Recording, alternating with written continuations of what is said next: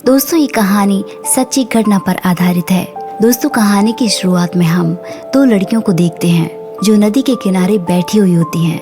इन दोनों लड़कियों का नाम है रेखा और शिखा। और दूसरे ही सीन में रेखा और शिखा अपनी माँ की डेड बॉडी के पास आकर रोने लग जाती हैं। दरअसल ये एक जेल थी और जेल में ही उन दोनों की माँ की मौत हो चुकी थी।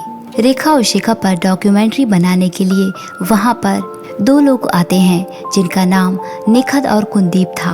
दरअसल रेखा और शिखा को फांसी की सजा हो चुकी थी।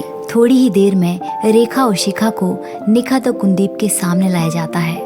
निखत उनसे पूछती है कि आपने बच्चों की किडनैपिंग करके और उनसे भीख मंगवाया और बाद में आप लोगों ने उन बच्चों का कत्ल भी कर दिया, इसलिए आप दोनों को कोर्ट ने 2002 में फांसी की सजा सुनाई थी। क्या ये सब सच है? जब निखत उनसे सवाल पूछ रही थी तो रेखा अजीब अजीब सी हरकतें करने लग जाती है। फिर रेखा निखत से कहती है कि ये तू करके मुझसे बात क्यों कर रही हो, मुझसे इज्जत से बात कर। फिर रेखा उसे अपनी कहानी सुनाती है। वो बताती है कि सन 1977 नागपुर में वो अपनी माँ प्रजक्ता के साथ रहती थी। उसकी माँ एक गलत औरत थी और वो हर दिन किसी न किसी को घर में बुला लेती थी और अपना शरीर बेचकर पैसे कमाती थी और उसे ड्रग्स लेने की भी आदत थी और रेखा को कुछ भी खाने पीने को नहीं देती थी। और रेखा बचपन में ही ये सोचा करती थी कि काश उसकी माँ मर जाए। वो रोज इंतजार करती थी कि उसकी माँ आज मरेगी कल मरेगी, वो जितनी जल्दी मर जाए उसके लिए उतना ही अच्छा है। कहानी प्रेजेंट में आती है और अब मिलने का वक्त खत्म हो जाता है। रेखा को वहाँ की वार्डन अपने साथ ले जाती है। सेल में आकर रेखा अपनी माँ को इमेजिन करने लगती है और इमेजिन के दौरान उसकी माँ उसे कहती है अपने घर की बातें दूसरों को नहीं बताई जाती। मैंने जो भी किया हमारे लिए किया, क्या तुमने उन लोगों को सब कुछ बता दिया? और फिर से कहानी फ्लैशबैक पर जाती है जहाँ पर रेखा की माँ अपने घर में जब भी कोई बंदा आता था उसे ड्रग्स दे देती थी और उसी नशे की हालत में वो उनके पैसे चुरा लेती थी और उनके सिर में बार बार वार करके उसे जान से मार देती थी और उसकी डेड बॉडी को ठिकाने लगा देती थी। यही उसका काम था। और यहाँ दूसरी तरफ निखत और कुलदीप रास्ते में खाना खा रहे थे। तभी कुलदीप उससे कहता है कि मुझे लगता है कि रेखा एक साइको है, उसकी हरकतों से साफ पता चल रहा था। फिर अगले दिन वो दोनों अशोक चंद्रा से उसकी इंटरव्यू लेते हैं।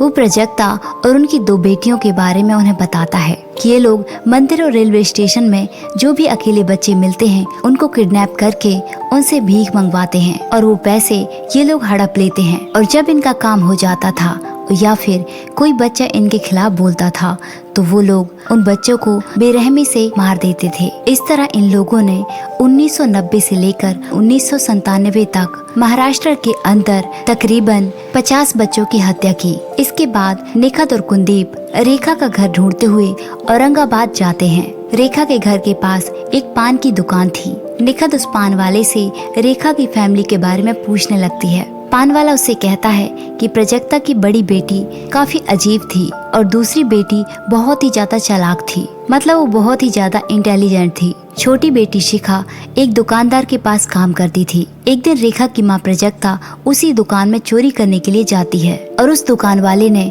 प्रजक्ता को अपनी आंखों से देख लिया। फिर उसने प्रजक्ता को बहुत मारा पीटा और शिखा को भी नौकरी से निकाल दिया।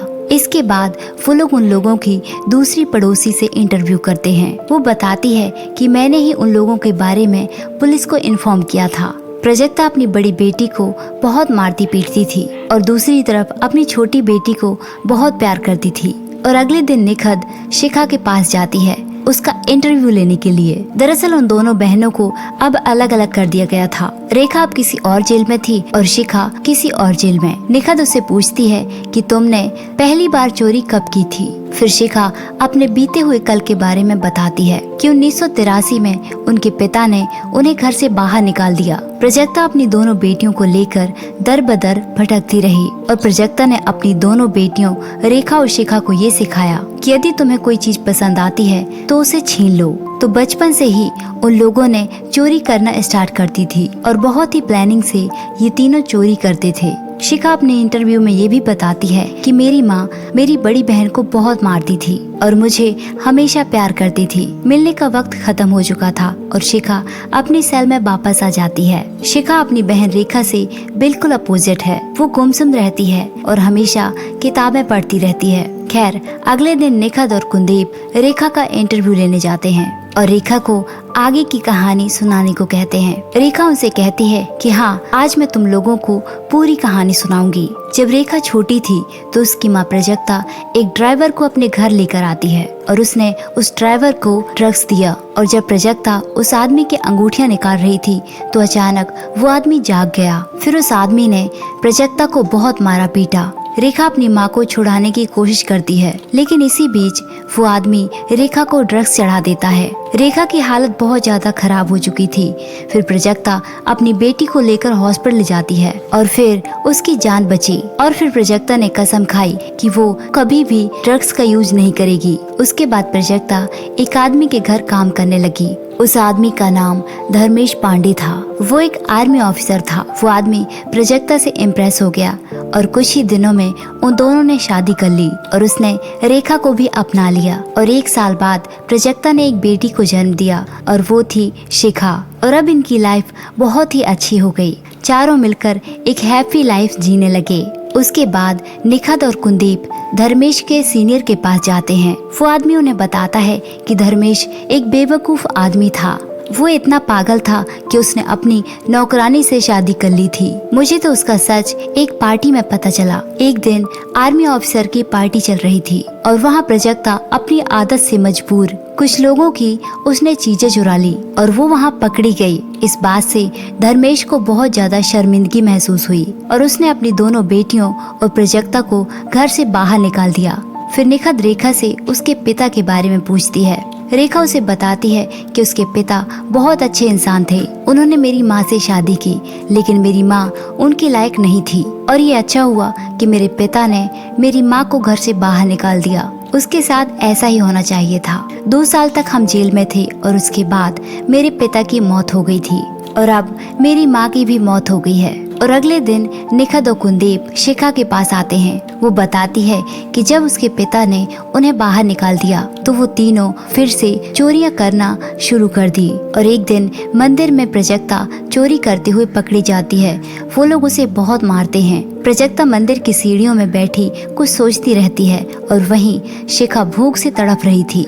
उसी वक्त एक बच्ची प्राजक्ता के पास आती है और उसे खाने के लिए पूछती है। वो बार बार उसे खाने के बारे में पूछे जा रही थी। इसी बीच प्राजक्ता को गुस्सा आ जाता है। वो उस बच्ची को एक सुनसान जगह पर ले जाती है और उसके सिर पर बार बार पत्थर से हमला करती है और उस छोटी बच्ची को जान से मार देती है। और प्राजक्ता अपनी दोनों बेटियों रेखा और शिखा से कहती है कि यदि तुम लोगों ने मुझे तंग किया तो तुम दोनों को भी इसी तरह मैं मार दूंगी। शिखा निखत से कहने लगती है, इसलिए मैंने किसी को आज तक कुछ नहीं बताया, वरना मेरी माँ मुझे भी मार सकती थी। अगले दिन निखत और कुलदीप इंस्पेक्टर के पास जाते हैं। वो दोनों इंस्पेक्टर को एक फाइल दिखाते हैं। उस फाइल में उसने पान वाले पर एक केस फाइल किया था और वो ये केस था कि उस पान वाले ने उसकी बेटी पर रेप अटेम्प्ट किया था और इसके बारे में पुलिस वालों ने कोई इन्वेस्टिगेशन नहीं की। गाबिद इस पर कहता है कि उन लोगों ने तकरीबन 50 बच्चों का मर्डर किया है, इसलिए उन लोगों को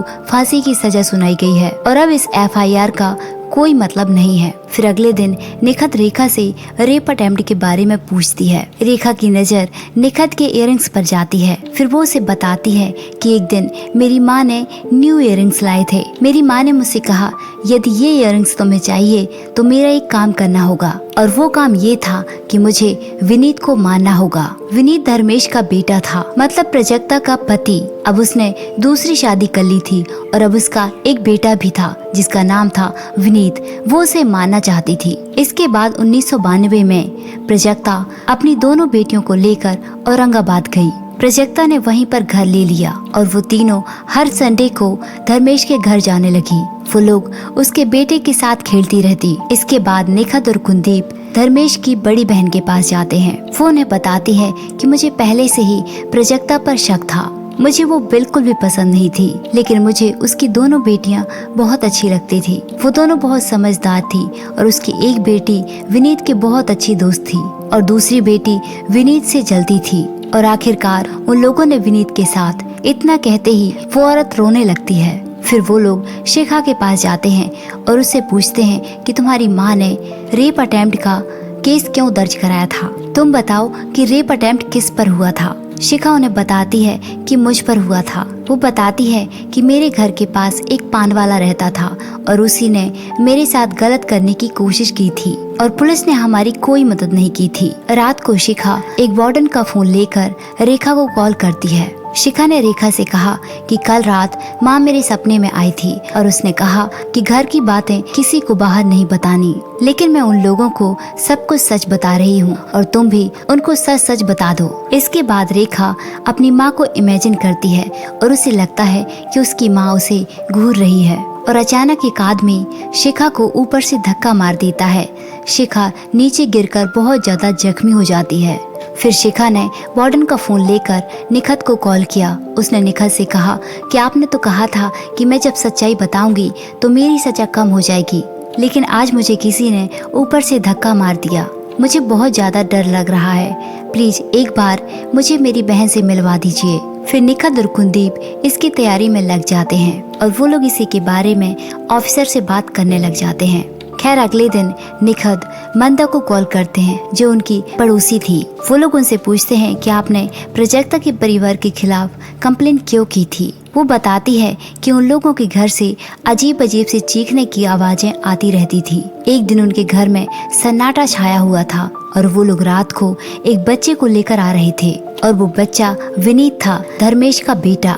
वो उसे घर में लेकर आते हैं और प्राजक्ता बड़ी ही बेरहमी से विनीत को मार देती है और मंदा को इस बात का शक था, इसलिए उसने पुलिस को इन्फॉर्म कर दिया था। तुरंत ही पुलिस वहां पर आ जाती है और पुलिस को विनीत की डेड बॉडी मिल जाती है। रेखा वहां से भागने लगती है, लेकिन पुलिस उसे पकड़ लेती है। अगले दिन शिखा रेखा के पास आती है और उससे बातचीत करके वो अपने सेल में वापस चली जाती है। सेल में वापस आकर उसकी माँ नजर आती है और उसके साथ वही सारे बच्चे नजर आते हैं। वो बच्चे रेखा के पास आते हैं जिनको इन तीनों ने मिलकर मारा था। वो बच्चे रेखा से कुछ कह रहे थे। रेखा ये टॉर्चर बर्दाश्त नहीं कर पाती और वो अपने आप को फांसी लगा लेती है। अब शिखा अकेली बच गई थी। अब डॉक्यूमेंट्री कंप्लीट हो गई थी। फिर शिखा निखत और कुलदीप से कहती है, पहले मेरा बाप मर गया और फिर माँ और फिर मेरी बहन। यदि मेरे पास अच्छे माँ बाप होते तो मुझे ये दिन नहीं देखना पड़ता। मेरी माँ और मेरी बहन ने सारे कत्ल किए थे और इनके बीच मैं फंस गई और मेरे ऊपर रेप अटेम्प्ट भी हुआ था, लेकिन इसके बारे में कोई बात नहीं करना चाहता। इसके बाद डॉक्यूमेंट्री खत्म हो जाती है और सभी न्यूज चैनल वाले इस डॉक्यूमेंट्री के बारे में बात करते हैं। इसके बाद शिखा मीडिया से कहती है, यदि आप लोग मेरा साथ दोगे तो मैं राष्ट्रपति से अपनी माफी की दरख्वास्त करूंगी। फिर गाविद निखत को कॉल करके बताता है कि रेप अटेम्प्ट शिखा पर नहीं बल्कि रेखा पर हुआ था। फिर निखत धर्मेश की बहन को कॉल करती है और पूछती है कि कौन सी लड़की विनीत से जलती थी।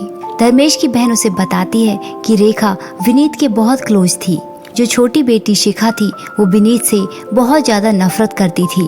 इसके बाद निखत और कुलदीप को पता चलता है कि इन लोगों ने गलत डॉक्यूमेंट्री बना ली है और उन लोगों ने लोगों के सामने झूठा सच पेश किया और यहाँ पर ये पता चलता है कि सबसे ज्यादा मर्डर शिखा ने किए थे। रेखा निर्दोष थी और जब उसकी माँ प्राजक्ता एक बच्चे को मारने के लिए सुनसान जगह पर ले गई थी तो वो उसे नहीं मार पाई थी, बल्कि उस बच्ची को शिखा ने मारा था। तब शिखा की उम्र बहुत ही कम थी, उसे भूख लगी थी, इस वजह से उसने गुस्से से उस बच्ची को मार दिया था। और जब शिखा बड़ी हुई तो उसने अपनी माँ को ये प्लान बताया था कि हम रेलवे स्टेशन से बच्चे उठाएंगे और उनसे भीख मंगवाएंगे और कोई बच्चा यदि हमारी बात नहीं मानेगा तो हम उसे जान से मार देंगे। उन सारे बच्चों को शिखा ने ही मारा था और उस दिन विनीत को भी शिखा ने ही मारा था। और जब पुलिस वहां आई तो शिखा ने वो चाकू अपनी माँ के हाथ में थमा दिया और जेल में शिखा को किसी ने धक्का नहीं दिया था। दरअसल वो खुद ही ऊपर से गिर गई थी। वो खुद ही जानबूझकर ऊपर से छलांग लगाई थी। शिखा को हर कोई मासूम समझता था। उसके मासूम चेहरे पर क्या छुपा हुआ था किसी को नहीं पता था। और रेखा देखने में कुछ और लगती थी और अंदर से वो मासूम थी और सारे गुनाह शिखा ने किए। और ये कहानी यहीं पर खत्म हो जाती है। तो दोस्तों ये थी हमारी आज की कहानी। हमारी कहानी आपको कैसी लगी कमेंट करके जरूर बताइए और ऐसी ही कहानियों के लिए हमारे चैनल को सब्सक्राइब कीजिए। Thanks for watching.